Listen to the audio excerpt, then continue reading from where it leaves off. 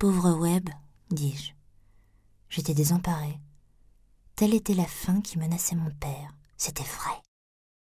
Du moins, la fin qui l'eût menacé si Anne ne l'avait pas pris en charge.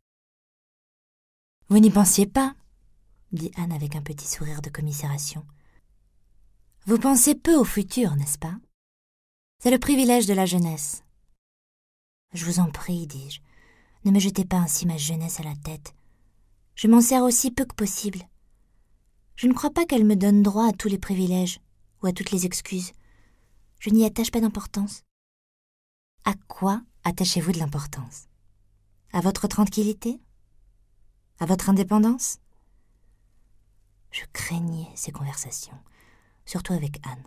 « À rien, dis-je.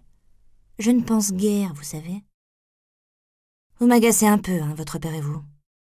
Vous ne pensez jamais à rien. Vous n'êtes pas bon à grand-chose, hein. Vous ne savez pas. Vous vous plaisez ainsi? » « Je ne me plais pas. Je ne m'aime pas. Je ne cherche pas à m'aimer. Il y a des moments où vous me forcez à me compliquer la vie. Je vous en veux presque. » Elle se mit à chantonner, l'air pensif. Je reconnaissais la chanson, mais je ne me rappelais plus ce que c'était. « Quelle est cette chanson, Anne? Ça m'énerve. »« Je ne sais pas. » Elle souriait à nouveau, l'air un peu découragé. « Restez au lit, reposez-vous. Je vais poursuivre ailleurs mon enquête sur l'intellect de la famille. » Naturellement, pensai-je. Pour mon père, c'était facile. Je l'entendais d'ici. Je ne pense à rien parce que je vous aime, Anne. Si intelligente qu'elle fût, cette raison devait lui paraître valable. Je m'étirai longuement avec soin et me replongeai dans mon oreiller. Je réfléchissais beaucoup, malgré ce que j'avais dit à Anne. Au fond, elle dramatisait certainement. Dans 25 ans, mon père serait un aimable sexagénaire, à cheveux blancs, un peu porté sur le whisky et les souvenirs colorés. Nous sortirions ensemble, c'est moi qui lui raconterais mes frasques, et lui me donnerait des conseils. Je me rendis compte que j'excluais Anne de ce futur. Je ne parvenais pas à l'y mettre.